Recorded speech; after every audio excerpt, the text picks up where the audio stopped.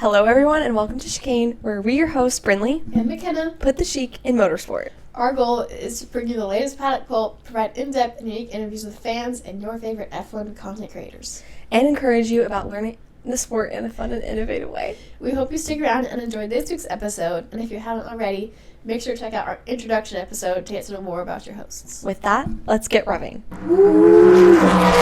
think we should add in the YouTube in our intro. Check out our introduction episode and our YouTube channel to get to know more about your hosts. Yes. That could be fun. Yeah. But yeah. All right. I would like to give a quick disclaimer. Ooh. That I'm a little bit congested. You might be able to hear it. My nose is stuffy. So if you hear me sniffling or blowing my nose, no, you don't. Okay? Gaslighting you. No, you don't. Ignore it. That's hilarious. All right. With that, what is your P1s and DNFs this week? All right. So my P1 this week is that we've started working on a bunch of house projects. Mm-hmm. So we're completely renovating our kitchen right now. We've finished a couple little projects, so that's nice. We've been planning for to do this for a while, so it's nice to finally get the ball rolling. And then my DNF is a little bit of a sadder note, but my grandpa passed away yesterday morning. We've been expecting it for a while, and we all got to. He was put on hospice 2 or 3 weeks ago. So we were all kind of able to call and say our goodbyes and whatnot. But yeah, was. It's sad, but we're also happy because we know that he's in heaven now and he's doing a lot better. So yeah, that's pretty rough. But I know that you guys are doing pretty good with it. Yeah. And like you said, he's in heaven. He's living a much happier life now. Oh yeah, with the Lord.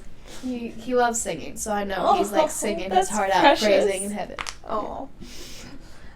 For me, I think maybe my only DNF this week is just, I've been really exhausted. I've been doing a lot of stuff recently, and I just haven't found any time for rest.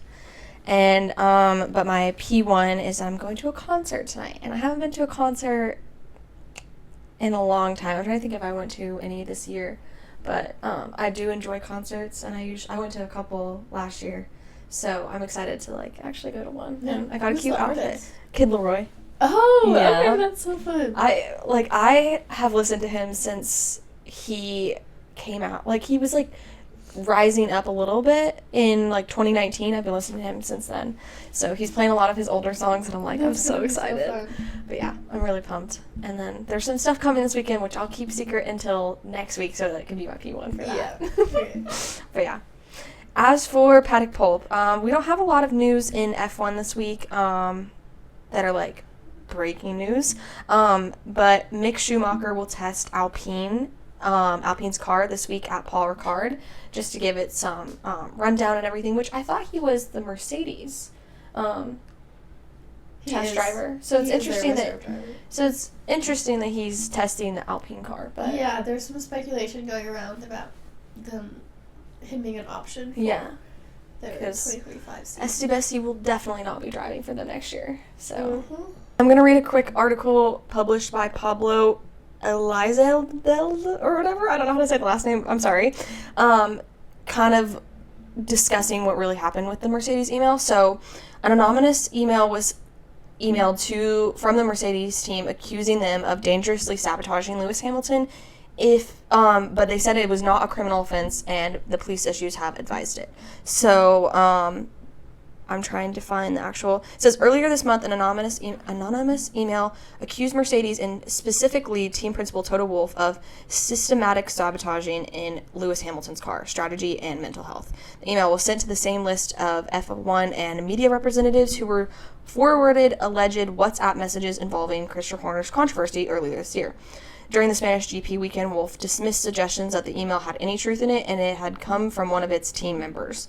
It's not from a member of the team. We are getting these kinds of emails, and we're getting tons of them. It is upsetting, particularly when there is something talking about death and all of these things. So it was disclosed, and on Tuesday, the police had said that it had found no criminal offenses were committed, but that it was advised Mercedes. They advised Mercedes how to proceed in the case of a repeat. So. Interesting. Yeah, that's pretty much the most that whole scandal. So yeah. there was a lot of controversy online about it, and they were like, well, everybody's like trying to sabotage Lewis because he's going to the other team, so just nice to close down those rumors. Which, like, wouldn't make any sense because that's literally the sport. Like, yeah. Like, it happens all the time. People change you leave seats. teams. Yeah. Driver does what's best for him. Like, that makes no sense. Yeah. Yeah. So we have a really action-packed race to review, and then we have, like I said, it's a triple header. So this is our second race in the 3-weight race back-to-back weekends. So instead of just doing like a filler episode, we're doing the race review and then the Austria race preview. So it's a lot of information to cover, but it should be fun. Yeah. Yeah. Yeah, the race was quite entertaining. I'll say that. It was very entertaining. Lots of on-track action, which was really, really fun to watch. I feel like this season itself has been so fun for fans. Like, everybody's been dogging on Formula One since 2021 because they're like, we're never going to see a fight for the championship for a long time. We're never going to see, like, actual fight for racing. And this season alone has been so fun. And we're not even halfway through it. So I'm just excited for the rest of the season. Yeah, there's been, like, everyone has stepped up their game on track. Oh, yeah. This season. Oh, yeah. It's so entertaining. Yeah. So if we want to cover our results from last week, like our hot takes and like podium predictions, see how we did. Yeah, you want to start off with yours? Yes, so my hot take for the race was that Carlos' contract would be announced, and we have yet to hear from him, so that was a wrong hot take.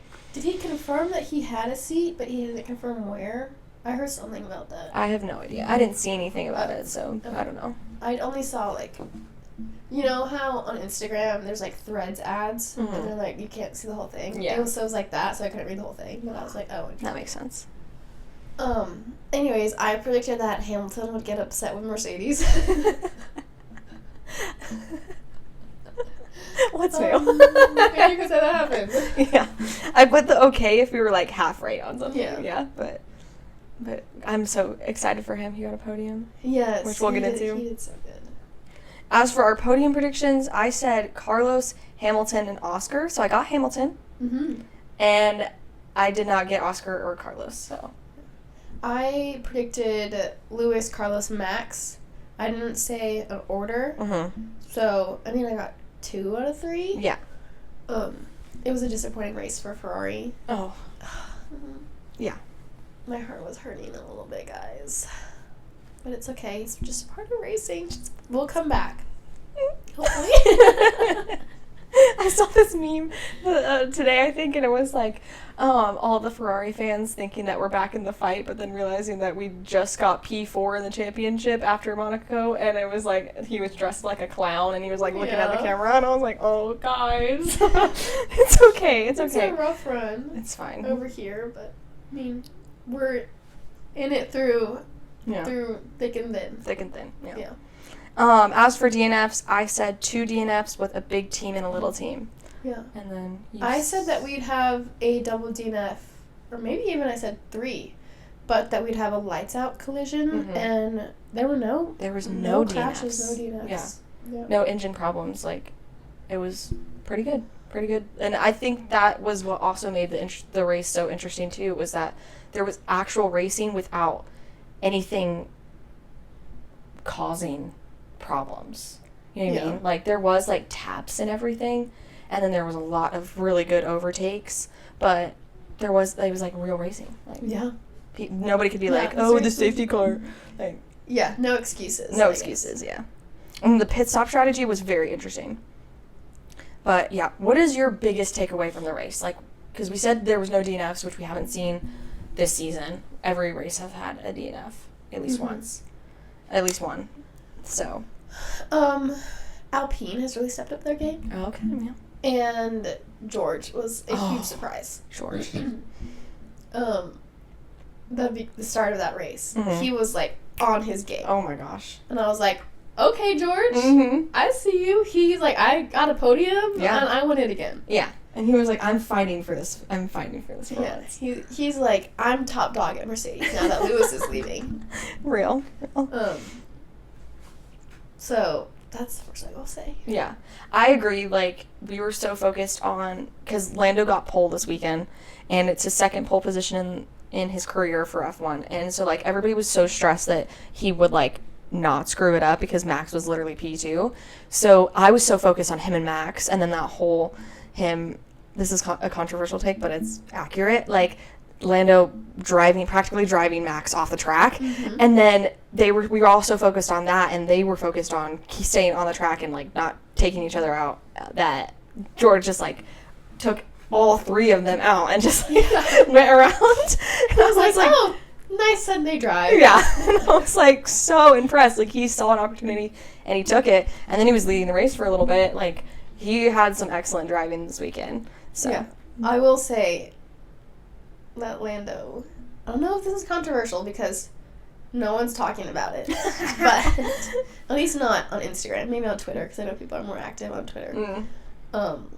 That I believe Lando should have gotten a penalty. I am 99% sure that if that was Daniel or Kevin or Valtteri, any other driver, they would have gotten a penalty. Yeah. And even if it was Max, if it was reverse, Max versus doing this to Lando, and say they didn't give a penalty, everyone would be like pissed off. Yeah, there was a lot of events that happened in the race that should have had some sort of consequence that didn't, and I was very surprised. There was a couple things that I was like, that could be a penalty. Yeah.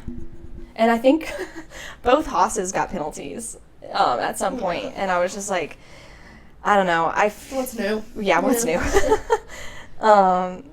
But yeah, it was a definitely interesting race, so if you haven't watched it, I highly recommend it. I do agree with the fact that, like, the FIA kind of needs to find where they stand with certain things and stick to it. Don't just, like... so finicky. Yeah, I was going to say, I feel like recently, in the past year, FIA has been like, oh, I like this driver, like, I won't penalize them because of this but then like another driver over here does the exact same thing, and they're like, it's like you don't get to puppeteer the racing. No, you're supposed to be unbiased. Like, I don't know, but there's a lot of things wrong with FIA. So if you want to cover our best pit stop. Okay, our best pit stop was Red Bull Racing with 1.9 seconds. Yeah, which is super close to the record. Fast. Yeah, they were just like lightning. There was a lot of slow pit stops, so like seeing that I was like, ooh, I like that. But they still haven't beat the record, so. But that was pretty close. They came really close. Like half the millisecond? I don't know math stuff. Is it 10th of a second? I don't know. Sure. It'll be 10th. Right? Okay, sure. Yeah, I'll say that, yeah. Fastest lap was set by Lando Norris at 1 minute 17.115 seconds. So. Wait, is that beating the record? Because wasn't the record 1:18? I can look while you do driver of the day. Yeah, so driver of the day was Lando Norris, and by a landslide, actually. He beat the other drivers by like 10%. Oh, yeah. My personal driver of the day was Lewis Hamilton. You were right. The lap record was 1:18 by Ricciardo. Yeah, by Daniel. So Lando... He broke a record. He broke a record at the track. That's what we wanted. We wanted that. We were talking about it at the beginning of the season. I was like, I want a track record to be broken. Yes, yeah. That's crazy. So if you get penalized, does that take that away? Only if it's for that lap. Oh, okay. Okay. Yeah. Because I was wondering, because I know that, like, you lose positions if you get penalized sometimes, unless you, like, are Max and you can just fight back for those positions. The only reason it would get taken away is if he got, like, a track limits on that lap. Okay. Yeah. So then we'll go over Formula 2 and F1 Academy, because we watched those as well, and we did pre-race predictions and hot takes for that, and then we'll get into our preview for Austria. Yeah. I did not get to watch the F2. I was going to say, we were working on the house this weekend, so it was so busy, so I actually don't know how it all turned out. I just know the podium. Saw the podiums. Yeah. So we won't touch on hot takes or anything. That's fine. So we can't speak to that. So for the feature race, I said we'd have Oliver, Paul Aaron, and then Taylor Bernard. And then I said we'd have Oliver Merriman, Zach Sullivan, and Enzo Fittipaldi. And then is this the... Yeah, podium's F. Okay, and then for our actual podium, we had Marty, Antonelli, and Aaron. So, I mean... Wait, what? Oh, wait, no, I'm looking at the sprint thing. Sorry. Yeah, sorry. I'm looking at our sprint predictions. Right there. We had Jack Crawford. Yeah. Franco... Hold on. Calpinto? And Juan Manuel Correa. Yeah. And then for the sprint, what were your predictions you had? I said Marty, Zach Sullivan, and Kimi Antonelli. And then I said Marty, Kimi Antonelli, and Paul Aaron. And then our results were Victor Martins, Kush Mani, and Paul Aaron. So I think we kind of hit some. Like, Paul Aaron I got right on, and I even had it in the same position for the sprint. And then we had... Yeah. Unfortunately, Oliver had a tough weekend. Yes. But he also... I mean, yeah, because he was in the Haas this weekend, too. Yeah. He had that, but, yeah. It was a rough weekend, so... Anyways. Yeah. For F1 Academy, our hot take for the race was no DNFs, and that was 100% true. We had no DNFs in either of the races. Let's go, girls. Let's go, ladies. And then if you want to cover your podium predictions for race 1. Okay, so for race 1, I said Maya, Chloe Chambers, and Bianca. I said Maya, Amna Albuquerque, and Abby Pulling. And then our actual results were, no surprise, Abby Pulling... Nerera Marti and Chloe Chambers. Yes. And then for race 2, your podiums? I had said Dorian Pin, Abby Pulling, and Leah Block. And then I said Nerea Marti, Dorian Pin, and Hamda Albuquerque. And our race 2 results were Chloe Chambers, Abby Pulling, and Hamda Albuquerque. So I got that one. I think we did really good on this one, actually. Like, we had... It wasn't the exact same podium for both races. Like, we kind of mixed it in. We got the names that would be up there. Yes, right? But we guessed all the names that would be on the podium. Yeah. That is one thing. And we're super proud of Chloe Chambers. Yes, getting her first win. She got her first race win. Mm-hmm. So. And then Nerea got a podium in her home race. Mm-hmm. Very proud of her. Like, and then Abby got her 4th win here in F1 Academy. So. She's killing it right now. Taking away the championship, honestly. So, very, very proud of these girls. Box. Come into the pits. Speaking of pits, Oh. That's what our fun fact is about today. Really? Yeah. So, on average for most of the races, the pit stop strategy is going to be a 1 or 2 stop. Every once in a while, very rare, you'll see a 3-stop strategy. So that means there's a average of like total pit stops for the race, including all drivers, is like 25 to 40. Okay. But in the Dutch GP last year, so 2023, the total pit stops taken was 83 pit stops. For like all the drivers or just like one team? Throughout the entire race. Oh, okay. I was going to say 83 pit stops for one driver. Yes, that's an average of 4.3 pit stops per driver. Wow. Wow. That's still a lot. Yeah. Usually, like, the most we see is like a three-stop strategy. Mm-hmm. Interesting. So this race also holds the record for most overtakes in a single lap, with 63 overtakes occurring on lap 3. Oh my gosh. And 186 overtakes throughout the entire race, making it a record for most overtakes during a wet race. We've actually talked about this race before. It was when George, Lewis, and I can't remember, another driver, George, Liam, all took 7 pit stops each. Because there was a lot of off and on rain. Yeah. And so this race was just... all over the place. Quite wild. But yeah, 63 overtakes in 1 lap. Like, I can't brain, like, fathom how that's possible, guys. Because I get, like, 1 lap is long, especially with the Dutch GP. But, like, there's only 20 cars. Yeah. 60... This includes, like, pit stop overtakes, obviously. Okay, but still. That's a lot. Yeah. Wow. So, that's pretty wild. Yeah. In my opinion. I thought that was pretty interesting. Hard to wrap my brain around, but... That's the one cool thing about our pit stop fun facts is I never know what she's going to tell me, so all of my reactions are completely genuine. Like, she keeps them secret for both of us, like you guys listening and for me, so that's what I appreciate. That's all I have for today's pit stop. Okay. So we are at the Red Bull Ring this week. This is Austria, and the official name of the track is Formula One Qatar Airways Austrian Grand Prix 2024. I think it's funny how they change the name of the track each year.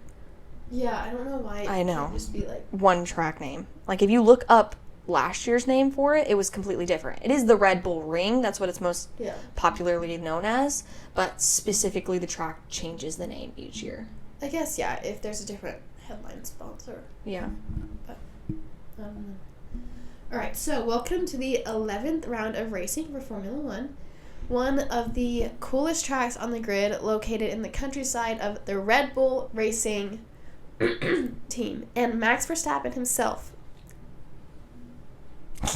This track is lovable by many, and it is also a sprint race weekend. And so if you tuned in last year for this race, the track has been modified and gravel has been added for the risk factor of track limits.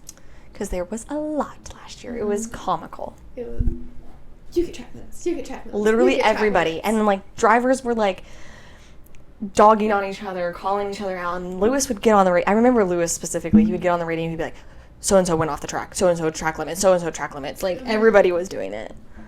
So, watch out for that.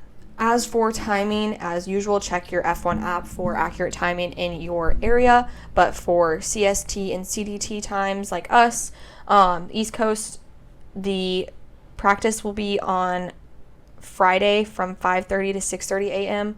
Sprint will be on Friday a little bit later than that at 9:30 to 10:14 a.m. Sprint qualifying, actually. The sprint will be on Saturday from 5 to 6 a.m. Qualifying for the actual race will be 9 to 10 a.m. on Saturday, and then on Sunday the race will be at 8 a.m. All right. Yeah. Not bad. Not bad. So this track is 4.318 kilometers or 2.683 miles and is 71 laps, which feels like a lot for that long of a track. I know. But they said on the app that's what it was, 71 laps. Okay. Interesting. Yeah, because it's a longer track. Usually with longer tracks we have shorter lap times, like lap numbers or whatever, but I don't know.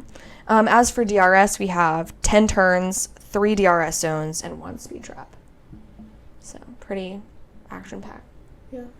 I'll do this, and then you can talk about that because I just did the... Okay, sure.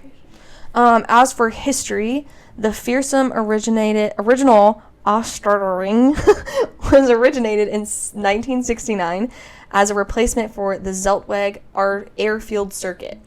The track known today as the Red Bull Ring was more or less created as over the winter of 1995 to 1996, when Herman Teich was engaged to turn the Austria Ring into a shorter, more modern racetrack.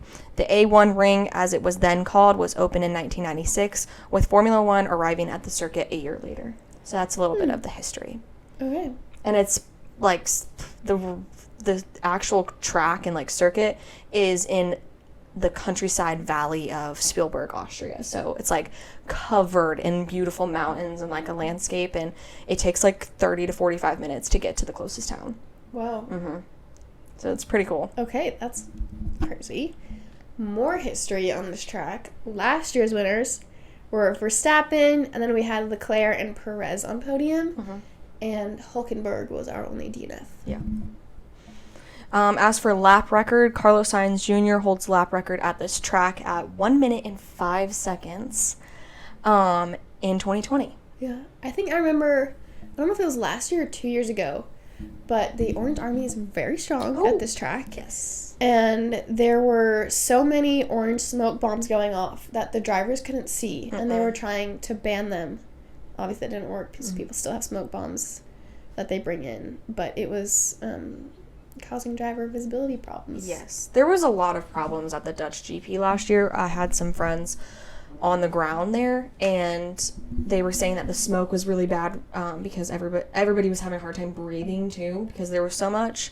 And there was a lot of problems with the fans. There was a lot of people that got removed from the race for inappropriate conduct, and that was the most we've seen at a track in like at least 20 years. So they have a lot of regulations now.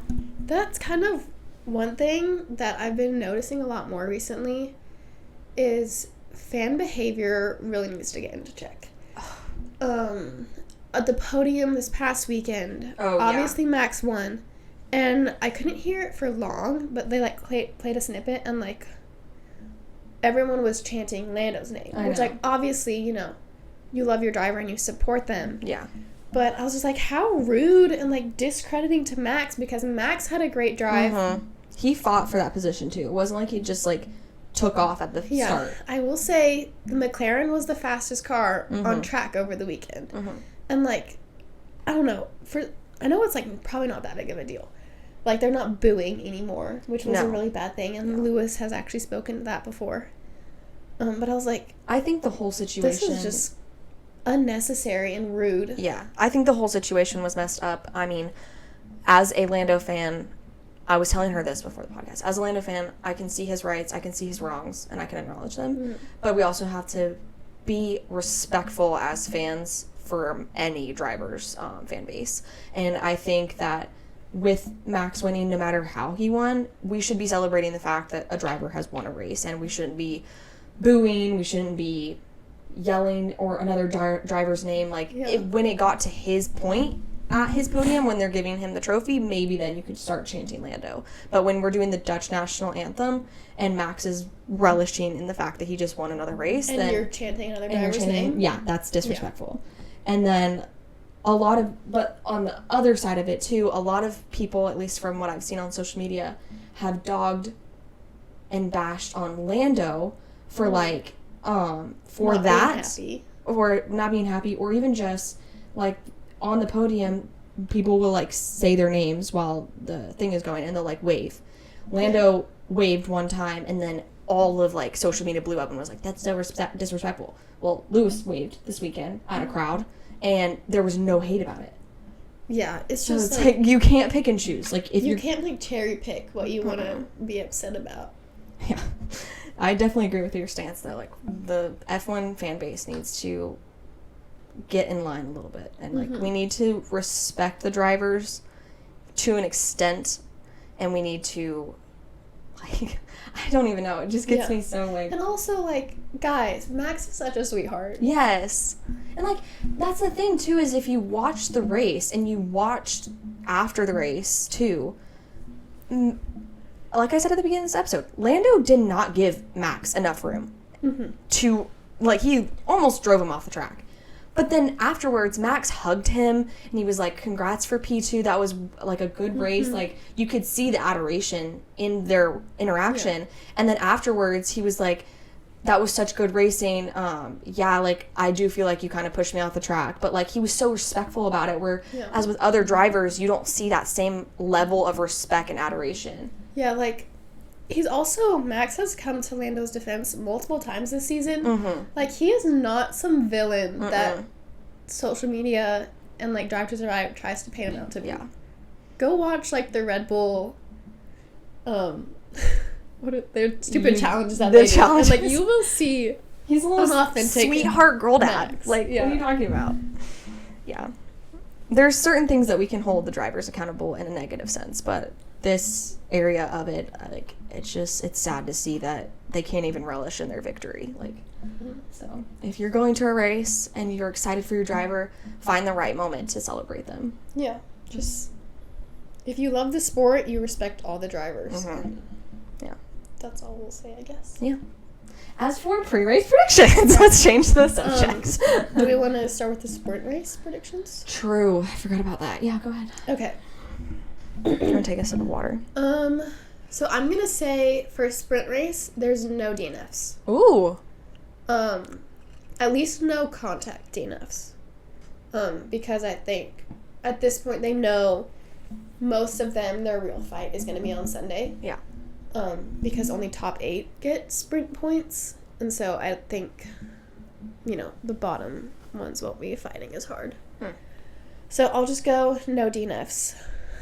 For the sprint race, and then I'm gonna say we'll have a non-Max sprint win. That's what I was gonna say too. Yeah. Okay. I have to say who I want to win. I have an idea of who I want to win. I know that I want Charles to win. Oh. Because I'm like, Ferrari needs some love. Get some really, have a really good performance. Yeah. But I'm not going to say that. I'm going to say George Russell. Interesting. That just literally, I did not think about that before. That was just an intrusive thought.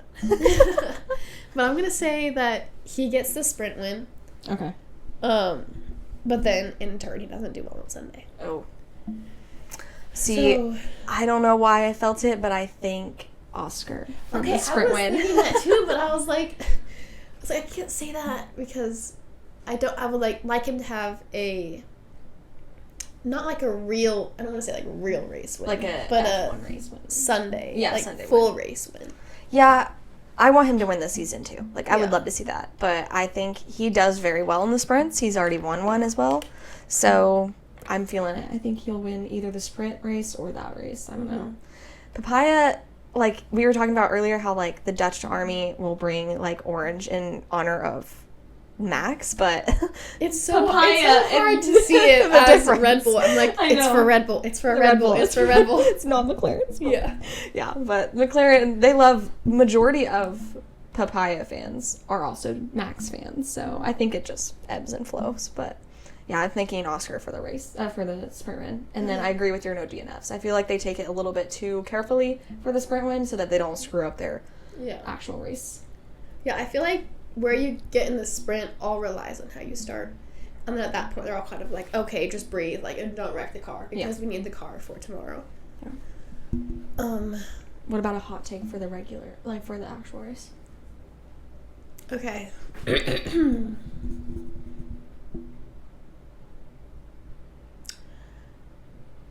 Daniel does really good. Okay. He has been needing a really good performance. Dare I say Daniel beats Checo? Gasp.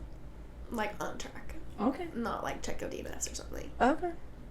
That'd be cool to see. A V carb taking over a Red Bull. Guys, I mean, I don't hate Checo, but he's been having a rough past couple weeks.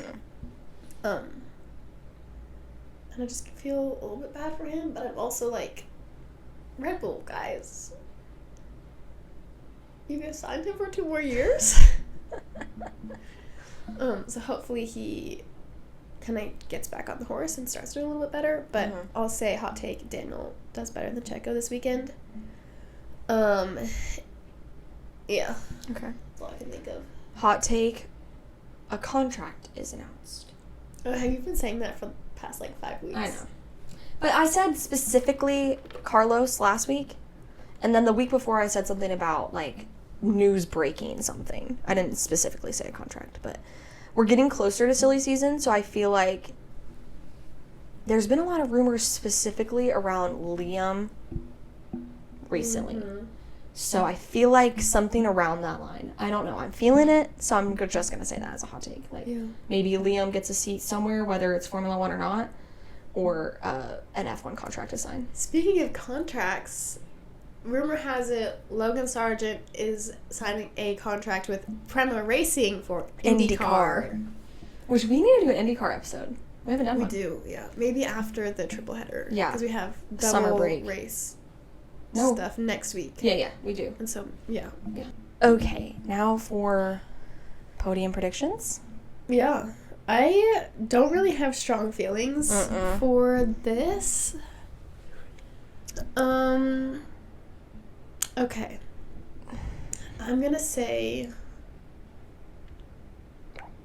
Max wins. I was gonna say the same thing. Red Bull energy is so strong here. Yeah. It's his home GP? Is it? No, it's the Dutch GP. It's the Red Bull home GP. But the Max Verstappen fan base comes really strong here, so yeah, I'm fine with him winning too. Yeah. Yeah. As for podium, though. Okay. Yeah. Do you have anything to say? I have one person, but I can't figure out who I want on third. I want George Russell on podium. Okay. I think that he's been working really hard recently, and I would love to see him up there. And I want to see somebody, like, I love McLaren. You guys know this. But, and I will always, like, root for their dominance. But I really want to see them do really well in Silverstone, specifically, like, Lando winning. Like, that's my dream. So I'm holding off for that. And I feel like if they have a not so, like, top-of-the-line race this week, then they'll push even harder next week. So I'm going to say Max. I don't know where George ends up on the podium, but it'd be cool if he got P2. Yeah. And then somebody outside of, like, maybe, like, a surprise podium. Okay, because I was going to say someone that's not a top 4 team gets podium. Like... Pierre. I was going to say, like, an Alpine or an Aston Martin. Oh, I would love Fernando to get on podium. Yeah. I almost said Fernando, so I'm going to say that. I'm going to say Max, George, and Fernando. Really, really out there. Really, really out there. But I'm going to go, okay, I'll go opposite of you. I'll say Alpine has been getting a lot better. Okay.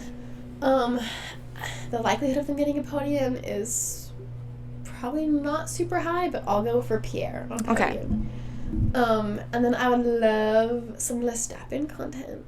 Aww, so Charles. I'm going to say Charles podium, and that'd be fun if, like, Max, Charles, and Pierre, because Charles and Pierre are really good friends. What do they call them? Charles and Pierre? What is their, like, ship name? I don't even know. I know what Pierre and Yuki's is. Yuki Air. Or something like that. Ew. Yuki Air. I don't know. So you said... Chiller. Chiller. Chiller. That's going to be the name of the episode. Chiller.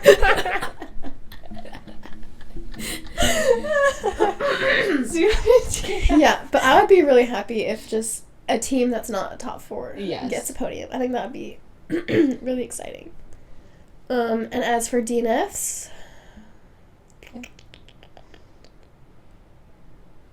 okay, I'm gonna say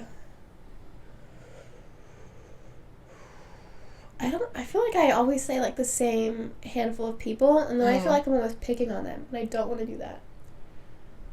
I'm gonna say we have a Valtteri DNF. Ooh.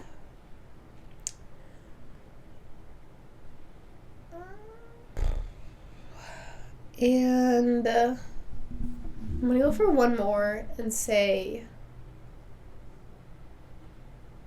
I don't know. I don't even know, actually, guys. So just one more, and then, like... Yeah. Okay. So 2 DNFs total. I'm going to say...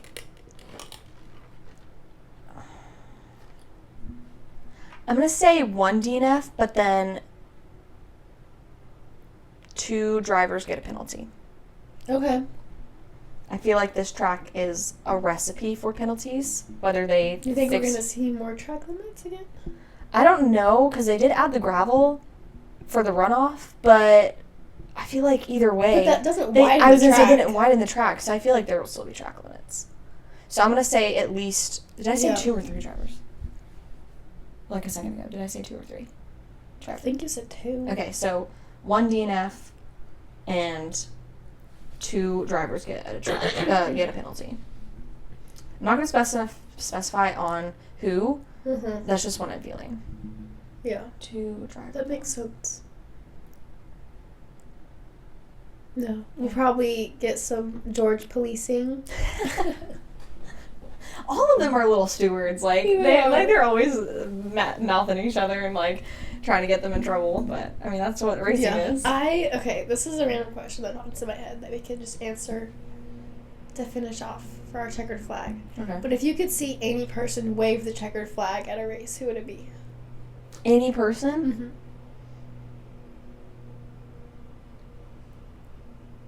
I'm trying to think who would be, like, really fun. I feel like some people would make it really fun. I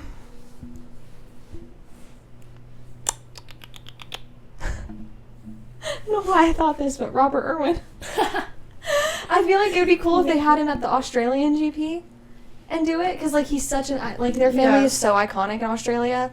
And, like, I don't know if they have any racing ties. Like, I don't know if they watch racing, but I feel like that'd be so cool. Like, he's just such a personality that It'd be cool if he was like, let's go. Yeah. Woo. Okay, literally, I'm so upset because his name just slipped my mind. But you know the guy on Instagram that always does, like, the, explaining how IndyCar works, or explaining how...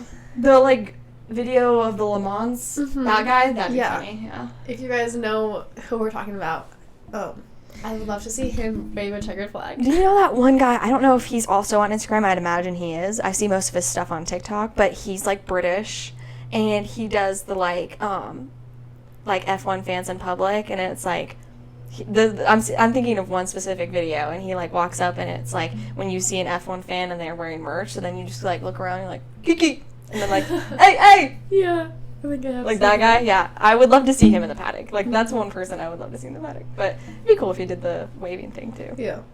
I wonder what qualifies for that. Like, do they just randomly pick somebody, or, like... I think so. Okay. I saw this video the other day, and I guess Will Smith has done it before. Mm. And he was, That's like, nice. showing Lewis Hamilton, like, his technique. And he was like, you gotta, like, whoo! And he was, like... With his like knee in and out, and they were like joking around, and it was pretty funny. Speaking of Lewis Hamilton, I don't know if you've seen, but he did a music video with Camila Cabello. Okay, I haven't seen the video. I haven't seen it either. But I saw like the whole thing that She was in it. Just released a new song, and he was a driver in the video, and he just kind of like drives her around, and like he's like whipping around doing donuts, and she's just like. I was like, I want Lewis Hamilton to drive me around. Okay, so step 1. Have really good singing voice. Step 2, become a pop star. Step 3. The goals for success. Yeah. All right. I think that's it for our video today. Yeah, check out our YouTube. Since if you are watching this through YouTube, then make sure to subscribe, like, comment. We'd love to interact with you guys. If you have any questions about the podcast or any recommendations for future things that you want to see, we've got some cool stuff coming. And yeah. Yeah. We'll see you guys next time. Yeah. In another video. And that's our Checkered flag. bye.